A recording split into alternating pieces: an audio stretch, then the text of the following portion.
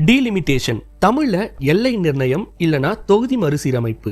அப்படின்னா இந்தியாவில் மக்கள் எண்ணிக்கையை பொறுத்து லோக்சபா நாடாளுமன்றம் மற்றும் அசம்பிளி சட்டமன்றம் தேர்தல் தொகுதிகளின் எல்லைகளை மாற்றி அமைப்பது.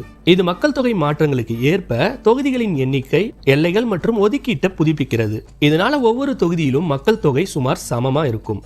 இந்தியா ஒரு பெரிய நாடு. இங்க மக்கள் தொகை வேகமா மாறிக்கிட்டே இருக்கும். சில மாநிலங்கள்ல அதிகமாகும், சில மாநிலங்கள்ல குறையும். 1970களுக்கு பிறகு மக்கள் தொகை பெருமளவு மாறியிருந்தாலும் தொகுதி எல்லைகள் பழையபடியே இருந்துச்சுன்னா ஒரு எம்பி இல்லனா எம்எல்ஏ பிரதிநிதித்துவம் செய்யும் மக்கள் எண்ணிக்கை இடத்திற்கு இடம் ரொம்பவே வேறுபடும். உதாரணம், ஒரு தொகுதியில 10 லட்சம் மக்கள் இருந்து மற்றொரு தொகுதியில 25 லட்சம் மக்கள் இருந்தால் அந்த 2 இடங்கள்லயுமே வாக்காளர்களின் மதிப்பு சமமா இருக்காது. 1 person 1 vote அப்படின்ற கொள்கையை சரியா நடைமுறைப்படுத்த இது ரொம்பவே அவசியம்.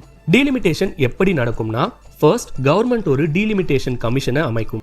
இந்த கமிஷன்ல ஒரு சுப்ரீம் கோர்ட் இல்லனா ஹை கோர்ட் நீதிபதி தலைவரா இருப்பார். அவரோட சீஃப் எலெக்ஷன் கமிஷனர் மற்றும் ஸ்டேட் எலெக்ஷன் கமிஷனர்ஸ் உறுப்பினர்களாக இருப்பாங்க.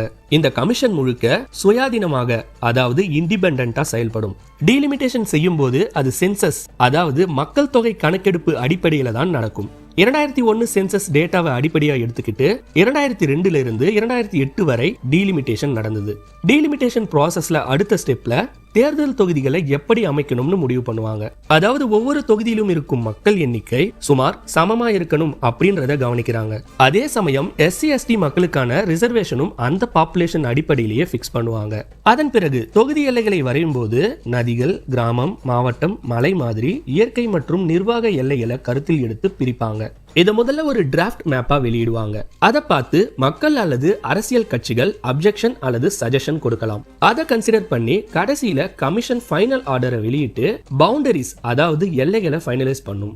1951ஆம் ஆண்டு சென்சஸ் அடிப்படையில 1952ஆம் ஆண்டில் முதல் டீலிமிட்டேஷன் நடந்தது. 1976ல இந்திரா காந்தி தலைமையில் இருந்த அரசு ஃபேமிலி பிளானிங் பாலிசிஸ் நல்லா ஃபாலோ பண்ணுற மாநிலங்களுக்கு தண்டனை ஆகிடக்கூடாது அப்படின்றதுக்காக தேர்தல் தொகுதி எண்ணிக்கையை மாறாமல் ஃப்ரீஸ் பண்ணினாங்க. அதாவது பாப்புலேஷன் அதிகமா வளர்ந்த மாநிலங்களுக்கு மட்டும் சீட்ஸ் அதிகமா கிடைக்க கூடாது, பாப்புலேஷன் கண்ட்ரோல் பண்ணிய மாநிலங்கள் டிஸ்அட்வான்டேஜ் ஆகிடக்கூடாது அப்படின்றதுக்காக இந்த முடிவை எடுத்தாங்க. இந்த ஃப்ரீஸ் பின்னாடி 2002ல எக்ஸ்டெண்ட் பண்ணி அது 2026 வரை தொடரணும்னு ஃபிக்ஸ் பண்ணினாங்க. 2026 டீலிமிட்டேஷன் அப்படின்றது 2002க்கு பிறகு நடக்க போகிற அடுத்த தொகுதி மறுசீரமைப்பு. இது 2021 மக்கள் தொகை கணக்கெடுப்பு அடிப்படையில் செயல்படலாம். இதுல தெற்கு மாநிலங்கள் தமிழ்நாடு, கேரளா, ஆந்திர பிரதேஷ், கர்நாடகா இங்கெல்லாம் மக்கள் தொகை வளர்ச்சி குறைவா இருக்கிறதுனால தொகுதி எண்ணிக்கை அதிகரிக்க வாய்ப்பு குறைவு.